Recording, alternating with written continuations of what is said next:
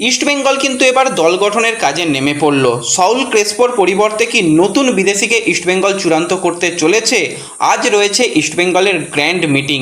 অস্কারের ভবিষ্যৎ কী রয়েছে ইস্টবেঙ্গলে, জাতীয় দলের কী খবর রয়েছে, সমস্তটা নিয়েই আমরা আলোচনা করে নেব এই ভিডিওতে। ইন্টারেস্টিং ভিডিও হবে, শুরু থেকে শেষ পর্যন্ত দেখো। ভিডিও ভালো লাগলে সকলে একটু লাইক শেয়ার করে দিও। আর যারা চ্যানেলে প্রথমবারের জন্য এসেছো মনে করে চ্যানেলটাকে সাবস্ক্রাইব, আর যারা সোশ্যাল মিডিয়া পেজ থেকে দেখছো অবশ্যই ফলো করে নিও, তাহলে প্রিয় দলের খেলার সমস্ত আপডেট তোমরা এখানে পেয়ে যাবে। তো চলো আর দেরি না করে ভিডিও শুরু করা যাক। তো সবার প্রথম যদি আজকে ইস্টবেঙ্গলের মিটিং নিয়ে কথা বলি, শুধু ইস্টবেঙ্গল নয়, আগামী মরশুমের পরিকল্পনা করছে মোহনবাগান সুপার জায়েন্টও। তো দুই প্রধানই কিন্তু আগামী মরশুমের পরিকল্পনায় নেমে পড়েছে এবং দুই প্রধানেরই কিন্তু আজকে মিটিং রয়েছে। এবার মোহনবাগানের তুলনায় ইস্টবেঙ্গলের মিটিংটা সবথেকে গুরুত্বপূর্ণ। আজকে ইমামির সঙ্গে ক্লাবের কর্তৃপক্ষ আবারও নতুন করে মিটিংয়ে বসছে এবং মিটিংয়ের বিষয়বস্তু একটাই, যে আগামী মরশুমে দলকে আরও বেশি শক্তিশালী করা এবং এশিয়ার মঞ্চে ভালো ফলাফল করানোর জন্য যতটা পারা যায় ততটা চেষ্টা করা। এবার কোচ অস্কার ব্রুজন তার যেটা প্ল্যানিং রয়েছে নেক্সট সিজনে, সেটা তো অবশ্যই ম্যানেজমেন্টকে জানিয়েছে, সেটা ক্লাব কর্তৃপক্ষকে জানিয়েছে এবং ইস্টবেঙ্গলের শীর্ষ কর্তাকেও জানিয়েছে। সেটা আমরা সবাই মোটামুটি কম বেশি জানি যে অস্কার ব্রুজন কী চাইছে। তার কোচিং স্টাফে কিছু পরিবর্তন, খুব বেশি যে সে স্যালারি চাইছে সেরকমটা মোটেই নয়।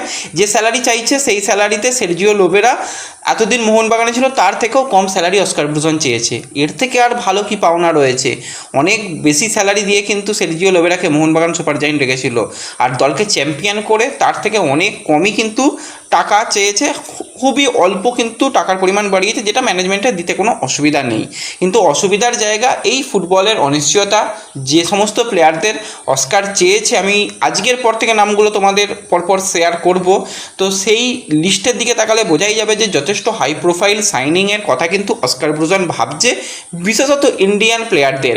কারণ আমাদের এখানে ইন্ডিয়ান প্লেয়ারের কোয়ালিটি সবারই 19-20, কিন্তু এই 19-এর থেকে 20-এর দিকে যেতে গেলে খরচা অনেকটা বেশি করতে হবে। তো সেই দিকেই কোচ যেতে চাইছে এবং ম্যানেজমেন্ট আজকে সেই ব্যাপার নিয়েই ভাবনা চিন্তা করবে যে বাজেট যেটা হবে সেটা কিন্তু বেশ কিছুটা বাড়বে। কারণ ফার্স্ট ইলেভেনের বেশ কিছু গুরুত্বপূর্ণ প্লেয়ার গিল, লালচং নোঙ্গা, রাকিব, তাদের কিন্তু কন্ট্রাক্ট শেষ হয়ে গেছে। তাদের দীর্ঘমেয়াদী চুক্তিতে ধরে রাখতে গেলে অবশ্যই তাদের যে আর্থিক স্যালারি সেটা কিন্তু কিছুটা হলেও বাড়াতে হবে এবং নতুন যে সমস্ত প্লেয়াররা আসবে তাদের স্যালারি প্লাস 6 জন বিদেশি প্লেয়ারকেই ইস্টবেঙ্গলকে সাইন করাতে হবে। কারণ ইস্টবেঙ্গলের কাছে আজকে থেকে আর কোনো বিদেশি প্লেয়ার নেই। তো সেক্ষেত্রে ভাবনা চিন্তা তো রয়েছে। আজকে মিটিং চলছে, আমি যখন ভিডিওটা করছি রাতের দিকে চেষ্টা করব তোমাদের আপডেট শেয়ার করার, যে কি হলো মিটিংয়ে, কী খবরাখবর বেরিয়ে আসছে ভিতরের খবর সেটা তোমাদের জানাবো। তো এখনই তোমরা খুব একটা বেশি সোশ্যাল মিডিয়ার যেগুলো খবর রয়েছে সেখানে কান দিও না, সেখানে প্রচুর নানান রকম খবর চলছে। তো তার মধ্যে যে খবরটা কালকে থেকে প্রচুর চলছে তোমরা দেখতে পেয়েছো এবং প্রচুর মেসেজ এসেছে। ভিডিও বানানোর ইচ্ছা খুব একটা ছিল না, তবুও এত মেসেজ সবার রিপ্লাই দেওয়া সম্ভব নয়, আমি দুঃখিত। তো মেসেজেই একটুখানি যেগুলো বলতে পারিনি সেগুলো এখানে বলে দিচ্ছি। সেটা হচ্ছে যে সল ক্রেসপোর পরিবর্তে কি ম্যানেজমেন্ট নতুন বিদেশিকে চূড়ান্ত করে ফেলেছে? আজকে মিটিং হবে, আজকের পর থেকে তো যা হবে না হবে সেটা তো বোঝা যাবে, সেখানে কি করে চূড়ান্ত করে ফেলবে। এটা তো একটা সাধারণ ব্যাপার। যেই জায়গা থেকে এই খবরটা ব্রেক করা হয়েছে অবশ্যই মোহনবাগানে সেটা কিন্তু একটা যথেষ্ট ভালো সোর্স। তারা ইস্টবেঙ্গলেরও কিছু খবরাখবর করে, কিন্তু যেরকমটা ভাবা যাচ্ছে বা যেরকমটা শোনা যাচ্ছে, তো সেক্ষেত্রে আমার মনে হয় না যে এই খবরের খুব একটা সত্যতা আজকের দিনে দাঁড়িয়ে রয়েছে। হ্যাঁ, প্ল্যানিংয়ে থাকতে পারে, অপশান হিসাবে ভাবতে পারে, কিন্তু সাইনিং হয়ে গেছে, কথাবার্তা চূড়ান্ত, সেটা এখনই বলার মতন জায়গায় আসেনি।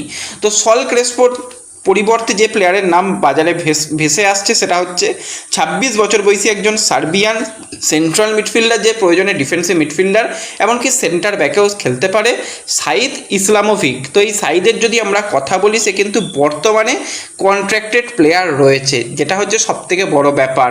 এখনও কিন্তু তার যে দলের সঙ্গে সে খেলছে সেই দলের সঙ্গে এখনও একটা সিজন তার কন্ট্রাক্ট পুরো বাকি রয়েছে। 2025-26 সিজন একটা সিজন খেলেছে, সেখানে যথেষ্ট ভালো সে পারফরমেন্স করেছে এবং ঠিকঠাক পারফরমেন্সই কিন্তু সে করেছে।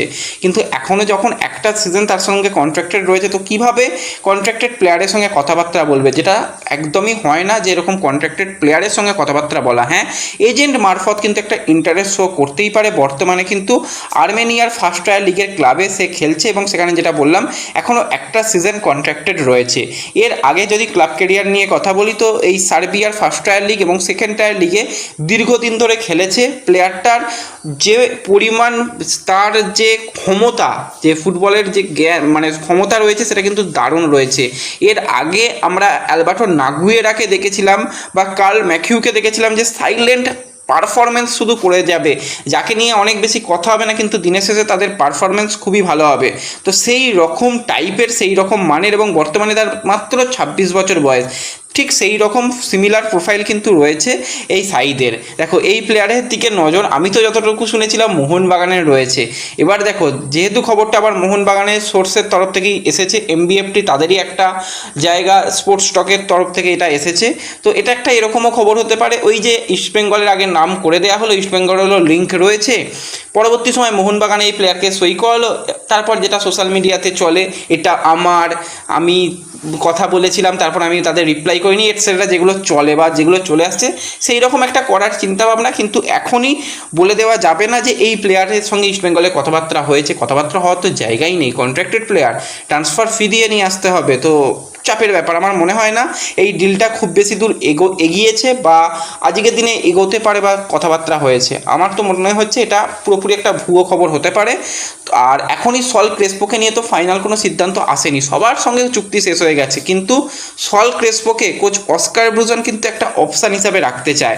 কারণ সল ক্রেসপো জানি সে একটু বেশি ইনজুরি পায়, কিন্তু সে যখন মাঠে 90 মিনিটস খেলে আর 5টা বিদেশি প্লেয়ারদের থেকে কিন্তু তার পারফরমেন্স যথেষ্ট ভালো। এই সিজনের দিকে যদি আমরা তাকাই, ক্রেসপো খুব বেশি ইনজুরি পেয়ে বাইরে ছিল না। টোটাল সিজনে 17টা ম্যাচ খেলেছে, সেখানে 5টা গোল, একটা অ্যাসিস্ট আমরা ক্রেসপোর কাছ থেকে দেখতে পেয়েছিলাম। এবং যে ম্যাচে মিগুয়েল ছিল না, সেখানে ক্রেসপোর সেই যে পারফরমেন্স বেঙ্গালুরু এফসি ম্যাচে জাস্ট আউটস্ট্যান্ডিং। যেখানে রাশিদ ছিল না, সেখানে ক্রেসপোর পারফরমেন্স জাস্ট টপ ক্লাস ছিল। তো সেই জায়গাতে ক্রেসপোকে অস্কার তো চায় একটা বিদেশি অপশান হিসাবে। তো ক্রেসপোর পরিবর্তন এখনই যে ম্যানেজমেন্ট ভাবছে বা চূড়ান্ত করে ফেলেছে সেরকম কোনো ব্যাপার নয়। কিন্তু যেটা ব্যাপার হচ্ছে সেটা হচ্ছে রায়ান উইলিয়ামসকে নিয়ে। জাতীয় দলে যেটা আমাদের ফ্রেন্ডলি টুর্নামেন্ট ছিল, যেখানে 4টে দলের মধ্যে আমরা চতুর্থই হয়েছি, আমরা মানে ওই একই জায়গাতে রয়েছি, পরিবর্তন আমরা হব না। তো সেখানে রায়ান উইলিয়ামসের যেটা তোমাদের বলেছিলাম, তার উঠে যাওয়া, সেটা লাস্ট ম্যাচে তাকে দেখতে পাওয়া যায়নি। এবং আমাদের এর পরে একটা ফ্রেন্ডলি ম্যাচ রয়েছে তাজাকিস্তানের সঙ্গে, যেটা 5ই জুন রয়েছে। সেই তাজাকিস্তানের বিরুদ্ধেও কিন্তু রায়ান উইলিয়ামস অনিশ্চিত বা ছিটকে গেল, সেটা বলাই যেতে পারে।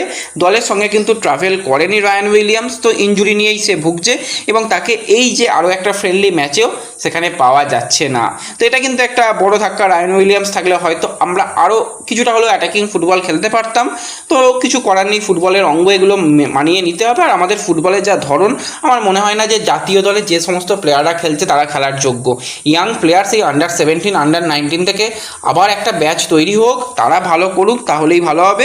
এই দলকে নিয়ে খুব একটা আশাবাদী আমরা কেউই হতে পারছি না। তো ব্যাস এই ভিডিওতে এই আপডেটগুলোই শেয়ার করার ছিল। ভিডিও ভালো লাগলে লাইক শেয়ার করে দিও। চ্যানেলে প্রথমবারের জন্য